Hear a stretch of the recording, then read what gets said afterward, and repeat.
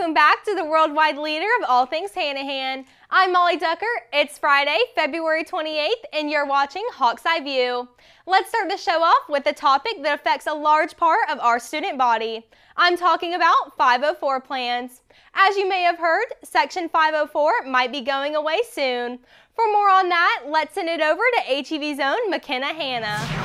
Thanks, Molly. In September of last year, the Attorney Generals of 17 different states, including South Carolina, filed a lawsuit against the United States government. This lawsuit is called Texas v. Becerra, and it pushes to get rid of Section 504. Section 504 is part of the Rehabilitation Act of 1973. This law protects people with disabilities by not allowing discrimination against disabled people in any place that receives government funds.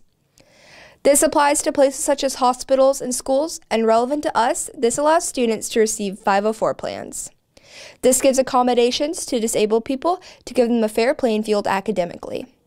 The pictures above are of the 1977 Disability Rights Sit-in to make the government enforce Section 504. It's a lawsuit that asks the court to overturn a piece of law called Section 504. Section 504 was passed initially in the 1970s, and it protects the rights of people with disabilities.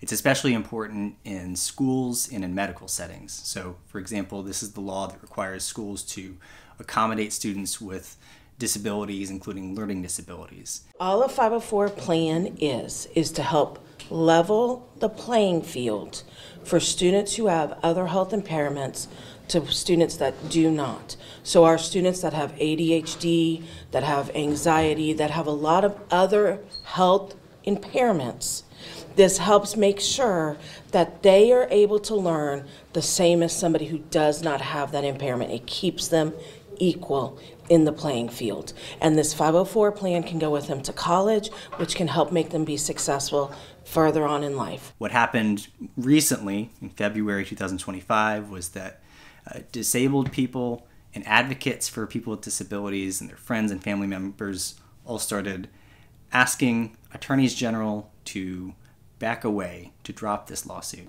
If you want your voice to be heard, you can always contact your representatives. If you live in South Carolina, our Attorney General is Alan Wilson. You can contact him at 803-734-3970. The U.S. government received the court papers this past Tuesday, February 25th, 2025.